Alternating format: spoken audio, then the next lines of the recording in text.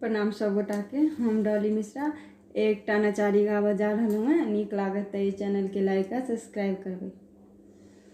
खोलियौ ने मातल नयनमा शिव शंकर दानी, खोलियौ ने मातल नयनमा शिव शंकर दानी, खोलियौ ने मातल नयनमा शिव शंकर दानी।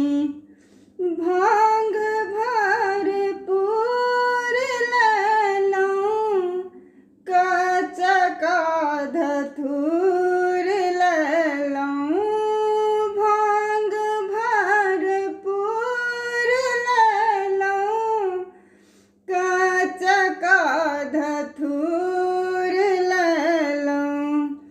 कालियौ अहाँ जलपनमा शिव शंकर दानी, कालियौ अहाँ जलपनमा शिव शंकर दानी, खोलियौ ने मातल नयनमा शिव शंकर दानी।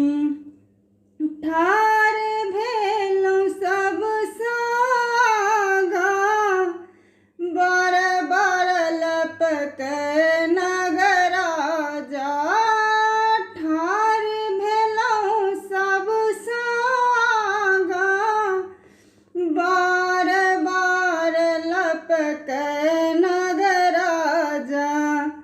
थर थर काँपय परनमा शिव शंकर दानी, थर थर काँपय परनमा शिव शंकर दानी, खोलियौ ने मातल नयनमा शिव शंकर दानी।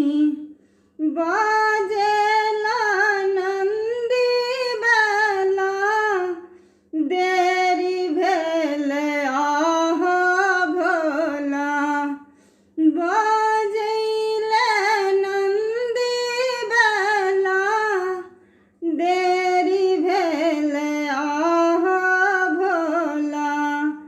सेवक के दियौ दर्शनमा शिव शंकर दानी, खोलियौ ने मातल नयनमा शिव शंकर दानी।